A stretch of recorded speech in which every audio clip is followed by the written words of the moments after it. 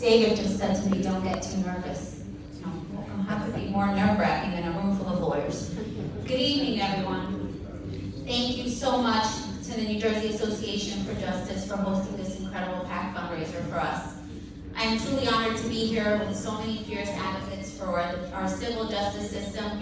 My dear friends and a great mentor in Annette Quijano, one of my true heroes as I was growing up in Elizabeth. Jessica Ramirez, who has become a dear friend in the Assembly, and also Dan Hutchinson.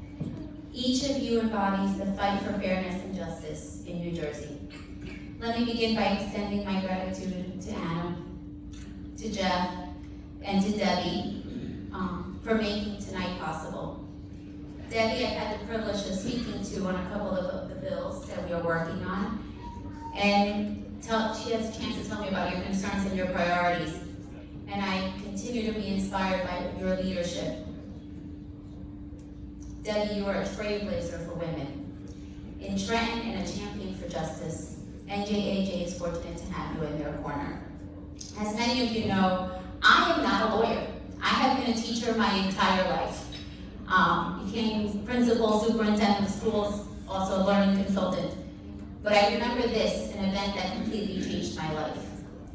When I was 11 years old, I was ran over by a van. A vehicle came in on a reverse, going in reverse on a one-way street, and I was riding my bicycle. And I was crossing the street, and that van ran me over. I was in a coma for 2 weeks. My parents were immigrants in this country. They did not know how to navigate the legal system, but a friend recommended a lawyer. And I remember spending that summer crawling because I had a cast up to my leg as that van ran over my leg and broke it in 4 parts, and a screw came in and out of my head. My mom didn't know if I was ever going to be the same. And we sued. And I was able to attend college, and I was able to have a degree, and I was able to support myself because of a lawyer who helped me and my family when I was 11 years old and put a trust together so that I could be okay in the future, so that something could be left for me, so that justice was served for me.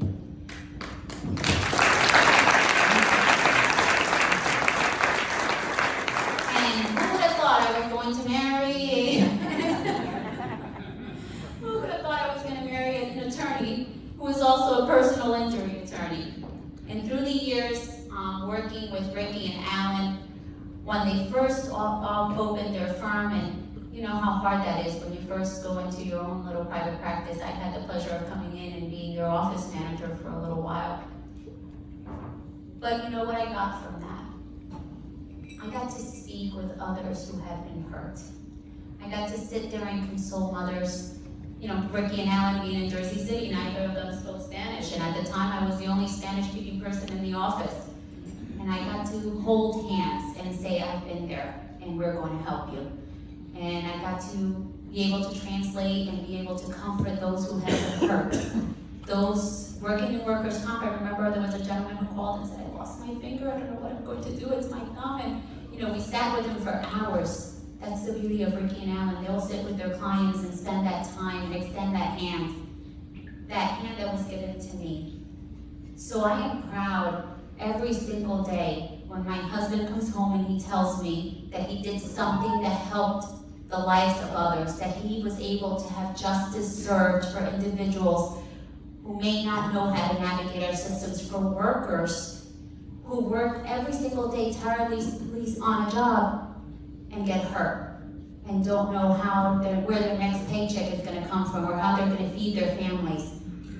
Families who have lost their loved ones and have seen my husband run out to help them, as many of you do, and I appreciate everything that you do, because like I said, I have what I have today and the incredible family as a result of all the lawyers that are in this room working hard for every single individual in the state who has been injured, hurt, and I thank you for that. And I will continue to fight every single day for you in the legislature to make sure that our laws that are being passed are helpful to those individuals who are looking for justice in our state of New Jersey.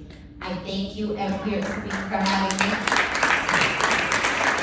And I guarantee you that the other members that are here with us tonight, our fight and our voices are there for you. Thank you.